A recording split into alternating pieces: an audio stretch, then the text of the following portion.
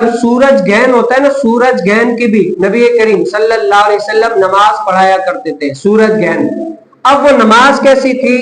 حضرت اسماء بنت ابو بکر رضی اللہ تعالی عنہ سے روایت ہے کہ نبی کریم صلی اللہ علیہ وسلم نے سورج گہن کی نماز پڑھی، جو کہ سنت موقدہ ہے۔ کیا ہے؟ سنت موقدہ ہے۔ نبی کریم صلی اللہ علیہ وسلم نے اتنا طویل قیام کیا، یعنی حضور علیہ السلام نے نماز پڑھی اور اتنا طویل لمبا قیام کیا کہ حضور علیہ السلام نماز میں کھڑے، اتنا لمبا۔ پھر حضور علیہ السلام رکوع میں گئے، رکوع میں بھی اتنا رکوع لمبا کیا، پھر رکوع سے کھڑے ہوئے نا یوں، پھر بھی حضور علیہ السلام نے اتنا قیام کیا۔ اس کے بعد سجدے میں گئے، ایک سجدہ کیا، اتنا بڑا لمبا سجدہ کیا، اتنا بڑا لمبا سجدہ کیا، پھر سجدے سے کھڑے ہوئے، یعنی اٹھے بیٹھے، یعنی بس نماز کو طویل کر دیا۔ کیا کیا؟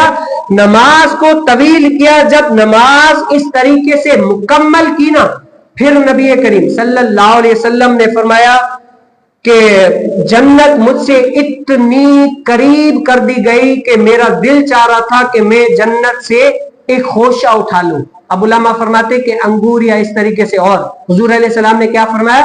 میرا دل چاہ رہا تھا کہ میں جنت سے ایک خوشہ اٹھاؤں، اور آپ کے لیے اگر میں اے صحابہ وہ جنتی پھل اٹھا لیتا نا تو تم قیامت تک کھاتے رہتے وہ ختم ہی نہیں ہوتا۔ کیا ہے؟ اور حضور علیہ السلام نے فرمایا دوسری حدیث میں کہ یہ نقشہ مجھے قبلے کی طرف یعنی پورا دکھایا گیا جنت اور دوزخ کا، جس کے بارے میں نبی کریم صلی اللہ علیہ وسلم نے فرمایا ایسا شر اور ایسا اچھائی والا منظر میں نے آج سے پہلے کبھی نہیں دیکھا، یعنی جنت اچھی اور شر کیا ہے؟ جہنم برا، کبھی نہیں دیکھا۔ اور پھر حضور علیہ السلام نے فرمایا کہ میں نے جہنم میں دیکھا کہ ایک عورت کو نا بلی نوچ رہی ہے۔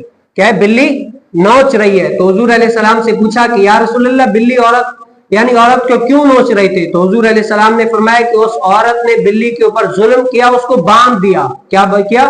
باندھ دیا، اس کا کھانا پینا اس کو نہیں دیا، وہ اسی طریقے سے تڑپ کر مر گئی، یعنی ظلم کیا جانور کے اوپر بھی۔ اب یہ کیا ہے؟ یہ عورت مری ہے تو یہ اللہ تعالیٰ نے اس کے اوپر بلی کو مسلط کر دیا ہے، اب یہ قیامت تک اس کا چہرہ نوچتی رہے گی۔ اور اسی حدیث مبارکہ کے تحت حضور علیہ السلام نے فرمایا میں نے جہنم میں نا کثرت کے ساتھ عورتیں دیکھی، فرمایا کہ عورتیں ناشکری کرتی اپنے شوہروں کی۔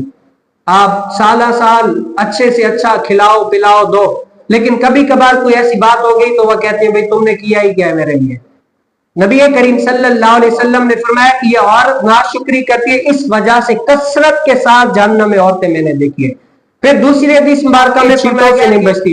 تیسرا مرتبہ فرمایا کہ وہ عورتیں کیا ہے؟ کفر بک دیتی ہیں۔ آج بھی آپ اگر عورتوں کی اللہ نہ کرے لیکن سنتے رہتے ہیں، عورتیں اگر چار بیٹھ جائیں تو اس میں کفر تک بھی باتیں ہو جاتی ہیں، یعنی ایسی باتیں ہو جاتی ہیں جو نہیں کہنی چاہیے ہوتی ہیں۔ یہ سب کے لیے نہیں، تھوڑا یعنی سب کے لیے نہیں، کبھی کبھار کچھ 100 میں سے کچھ یعنی ایسی ہوتی ہے کفر تک بھی بک دیتی ہے، ایمان چلا جاتا ہے۔ تو حضور علیہ السلام نے فرمایا اس وجہ سے بھی کثرت کے ساتھ میں نے عورتیں جہنم میں دیکھی۔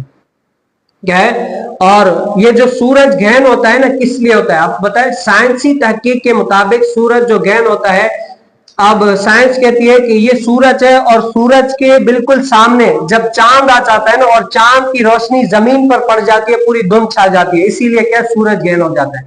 اور اسی طریقے سے چاند گہن کب ہوتا ہے؟ جب زمین چاند اور سورج کے درمیان آ جائے تب کیا ہے؟ چاند گرہن ہوتا ہے۔ اب سورج گہن کی نماز کیا ہے؟ سنت موقدہ ہے، اور چاند گہن کی نماز کیا ہے؟ مستحب ہے۔